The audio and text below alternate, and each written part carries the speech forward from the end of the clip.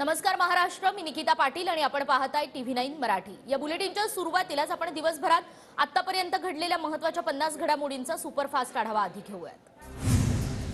बीडमध्ये 11 फेब्रुवारीला धनगर समाजाची सभा, सभेला महादेव जानकर, गोपीचंद पडळकर उपस्थित राहणार।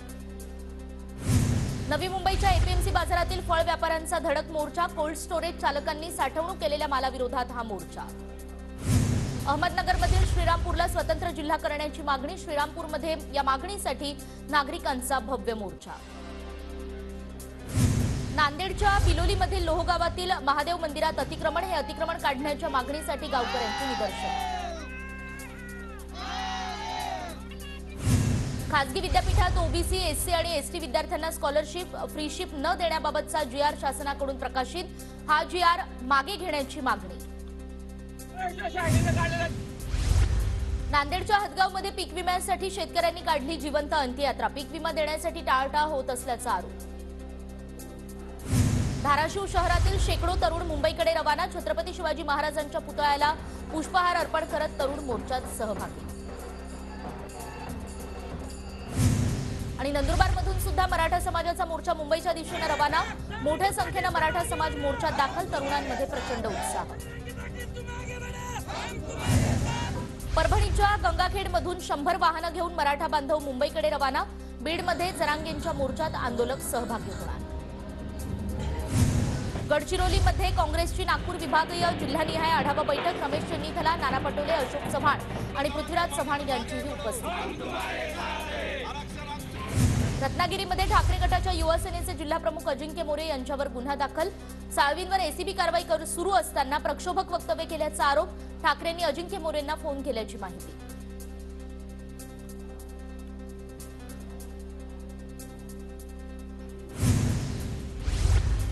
लेखक डॉक्टर चंद्रकांत चव्हाण यांनी लिहिलेल्या सोलापूर जिल्ह्याचे शिल्पकार या पुस्तकाचं शरद पवारांच्या हस्ते प्रकाशन, जिल्ह्याची जडणघडण करणाऱ्या 29 व्यक्तींची चरित्र वाचायला मिळणार।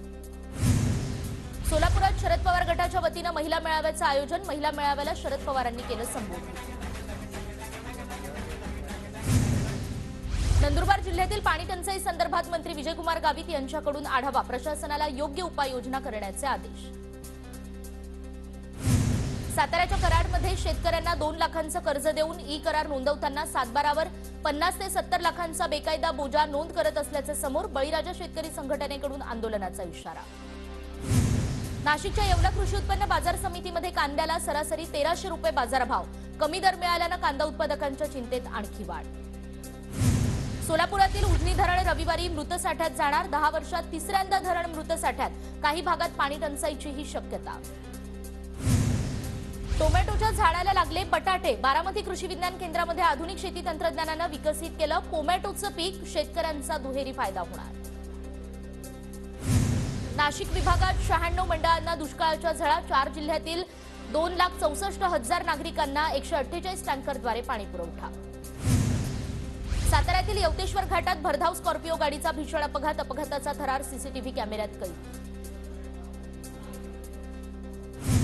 जळगावच्या पारोळा तालुक्यातील म्हसवे शिवारात 3 ते 4 गॅस सिलेंडरचा स्फोट, गाड्यांमध्ये अवैधरित्या गॅस भरताना हा स्फोट झाल्याची माहिती, या आगीमध्ये 2 वाहनं जळून खाक। पुण्यामध्ये रुबी हॉल ते रामवाडी मेट्रो लवकरच धावणार, केंद्रीय मेट्रो रेल्वे सुरक्षा आयुक्त जनक कुमार गर्ग यांच्याकडून मार्गाची अंतिम तपासणी सुरू, तपासणीनंतर मेट्रो सेवेला अंतिम मंजुरी मिळणार। रत्नागिरीत ट्रॅक्टरमध्ये जिलेटिनच्या 153 कांड्या आढळल्या, कोणताही घातपाताचा उद्देश नसल्याचं पोलीस तपासातून समोर, स्फोटक पदार्थ बाळगल्याप्रकरणी गुन्हा दाखल। नाशिकच्या अशोक स्तंभाजवळ 32 फुटांचं श्रीरामांचं कटआउट, नाशिक शहरात संपूर्ण राममय वातावरण। 22 जानेवारीला राम मंदिर प्राणप्रतिष्ठेसाठी जेजुरीतील अयोध्येला स्वागतासाठी भंडारा घेऊन जाणार, विश्वस्त मंगेश घोणे यांची माहिती। अयोध्येतील जुन्या राम मंदिरातील मूर्ती हलवली, नवीन मंदिरात मूर्ती दाखल, नगर प्रदक्षिणा करून मूर्ती मंदिरात नेण्यात आली। गोंदियात मुस्लिम तरुण हाफिज अनवर शेख यांनी साकारली राम मंदिराची प्रतिकृती, दुर्गा चौकात साकारलेली प्रतिकृती पाहण्यासाठी नागरिकांची गर्दी। सांगलीच्या विश्रामबागमधील कल्पदम क्रीडांगणावर राम मंदिर उभारण्याचं काम युद्धपातळीवर, परिसरामध्ये 22 ते 28 जानेवारीपर्यंत विविध धार्मिक कार्यक्रमांचं आयोजन। शिर्डीच्या द्वारकामाई वृद्धाश्रमात श्रीरामांचा जप, निराधार आणि वयोवृद्ध रामभक्तीमध्ये तल्लीन। इगतपुरीतील मुस्लिम तरुणी सायरा खलिफानं श्रीरामाच्या अभिषेकासाठी तीर्थांचं पाणी जमवलं। राजमाता जिजाऊंचा वेश परिधान करून महंतांच्या हस्ते हे तीर्थांचं पाणी पाठवण्यात आलं। श्री क्षेत्र देवगड देवस्थानचे महंत भास्करगिरी महाराज अयोध्येकडे रवाना। भास्करगिरी महाराजांनी श्रीराम मंदिर संघर्षावेळी महाराष्ट्रातील कारसेवकांचं नेतृत्व केल्याची माहिती। पंतप्रधान मोदींच्या आवाहनानंतर परळी पंचम वैद्यनाथ मंदिर आणि आसपासच्या परिसरात स्वच्छता अभियान। महसूल वैद्यनाथ देवल कमिटी विश्वस्त आणि नगरपालिका यांच्या वतीनं स्वच्छता मोहीम। नाशिकमध्ये अयोध्येतील प्राणप्रतिष्ठा सोहळ्यानिमित्त विविध उपक्रमांचं आयोजन। 22 तारखेला मनसेच्या वतीनं नागरिकांना 51,000 लाडू वाटप केलं जाणार। बदलापूर शहरात उभारण्यात आली श्रीराम मंदिराची प्रतिकृती। 18 फूट लांब आणि 25 फूट उंच ही प्रतिकृती। आमदार किसन कथोरे यांच्याकडून प्रभू श्रीराम कथेवर आधारित भव्य चित्र प्रदर्शन। 22 तारखेला राम मंदिर लोकार्पणा दिवशी मुंबईतील डबेवाले सुट्टीवर। डबेवाल्यांकडून मुंबईत विविध कार्यक्रमांचंही आयोजन। वर्ध्यात 22 जानेवारीला दीपोत्सव आणि आनंदोत्सव साजरा केला जाणार। 51,000 दिव्यांची आरास करणार। दीपोत्सवात सहभागी होण्याचं नागरिकांना आवाहन। सिंधुदुर्गच्या कुडाळ शहरात ठाकरे गटाकडून श्रीरामांच्या प्रतिमेची मिरवणूक आणि आमदार वैभव नाईक यांच्या प्रमुख उपस्थितीत ही महाआरती। वर्धा बसस्थानकावर पोलीस दलाची मॉक ड्रिलमुळे वर्धा बसस्थानकावर प्रवाशांना भीतीयुक्त कुतूहल। जळगावात आदिवासी कोळी समाज बांधवांचं बोंबाबोंब आंदोलन। जात प्रमाणपत्र सुलभ पद्धतीनं मिळण्यासाठी 17 दिवसांपासून उपोषण सुरू। पालघरच्या डहाणूमधील नहारनगरमध्ये शॉर्ट सर्किटमुळे घराला आग। आगीत घरातील सामान जळून खाक।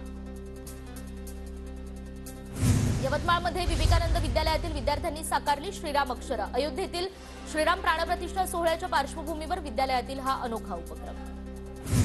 परभणीच्या गंगाखेडमध्ये दिव्यांग साहित्य वाटप सोहळा संपन्न। ई रिक्षासहित 1,25,00,000 रुपयांच्या साहित्याचं वाटप। राम मंदिर प्राणप्रतिष्ठा सोहळ्यानिमित्त उद्या नंदुरबार शहरात मोटरसायकल रॅली आणि महाआरतीचं आयोजन। महाआरतीच्या पार्श्वभूमीवर सर्वधर्मीय आढावा बैठक संपन्न। नंदुरबारच्या नवापूर तालुक्यातील खांडबारा रेल्वे स्थानकाजवळ शासनाच्या वतीनं देण्यात येणारं शिवभोजन निकृष्ट दर्जाचं। शिवभोजन पुरवठा करणाऱ्यांवर कारवाई करण्याची स्थानिकांची मागणी। नंदुरबारच्या डॉक्टर काणे गर्ल्स प्राथमिक शाळेतील विद्यार्थिनी झाली मुख्यमंत्री। विद्यार्थ्यांना निवडणुकीची माहिती मिळावी म्हणून शाळेच्या वतीनं हा अनोखा उपक्रम। अहमदनगरमधील श्रीरामपूरला स्वतंत्र जिल्हा करण्याची मागणी। श्रीरामपूरमध्ये या मागणीसाठी नागरिकांचा भव्य मोर्चा। राज्यात कोरोनाचे 62 नवे रुग्ण। राज्यातील कोरोनाबाधितांची संख्या आता 456 वर। कोकण मध्य महाराष्ट्रात गारठा वाढणार। पूर्व विदर्भात काहीसं ढगाळ वातावरण राहण्याची शक्यता।